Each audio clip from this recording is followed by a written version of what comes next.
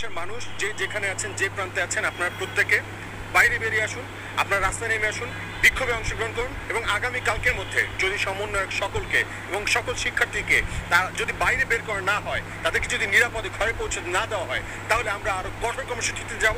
এবং শুধু আমি যদি এই কথা বলার মতো অবস্থায় নাও থাকি, আমাকে যদি তারা তুলে নিয়ে যায় এবং খুন করে দেয়, গুম করে দেয়, আপনারা আপনাদের নিজ নিজ জায়গা থেকে আপনারা অবস্থান কর্মসূচি করবেন। শাটডাউন মানে সারা বাংলাদেশ শাটডাউন করে দেবেন। এবং আপনাদেরকে এটুকু বলতে চাই, যদি কোনো সেনাবাহিনী দেখেন, কোনো পুলিশ দেখেন, কোনো কর্মকর্তা, বিজেপি কোনো রকম বাহিনীকে যদি দেখেন শিক্ষার্থীদের উপরে বা সাধারণ মানুষের উপরে অত্যাচার করছে, আপনারা তা সামাজিকভাবে তাদেরকে বয়কট করুন। আমরা আজকে থেকে কোনো যারা হচ্ছে নির্যাতন করছে শিক্ষার্থীদের উপরে, কোনো পাঁচাটা বাহিনীর মৃত্যুতে তাদের জানাজায় আমরা বাংলাদেশের সাধারণ মানুষ তাদের জানাজায় অংশগ্রহণ করব না। আমরা সামাজিকভাবে তাদেরকে বয়কট করলাম।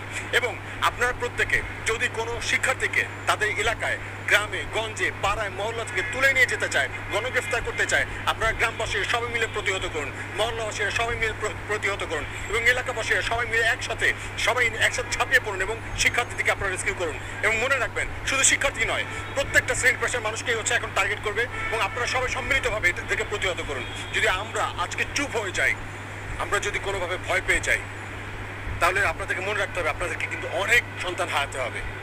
আপনারা কি সেই সন্তান হারাতে প্রস্তুত আছেন কিনা, এই ব্যাপারটা আপনারা ভেবে তারপর রাস্তায় নামুন। এবং এটাও মাথা রাখবেন, যদি আগামী কালকের মধ্যে সমন্বয়ক এবং সকল শিক্ষার্থীদেরকে তারা মুক্ত না করে, তাহলে আমরা সারা বাংলাদেশের যত শিক্ষার্থী আছি সবাই মিলে যার যার নিজ নিজ এলাকার আমরা থানায় গিয়ে উঠবো এবং বলবো আমাদেরকেও তোমরা গ্রেফতার করো। আমরা আমাদের সমন্বয়ক ভাইদের সাথে থাকতে চাই এবং আমরা দেখতে চাই কতজনকে তারা, কতগুলো কারাগার তাদের তৈরি করা আছে, কতগুলো কারাগারে বাংলাদেশের 18 কোটি মানুষকে তারা কোন জায়গায় জায়গা দিবে, আমরা এটাও দেখতে চাই। এই প্রশ্নগুলো আমরা প্রত্যেকে সম্মিলিতভাবে করব।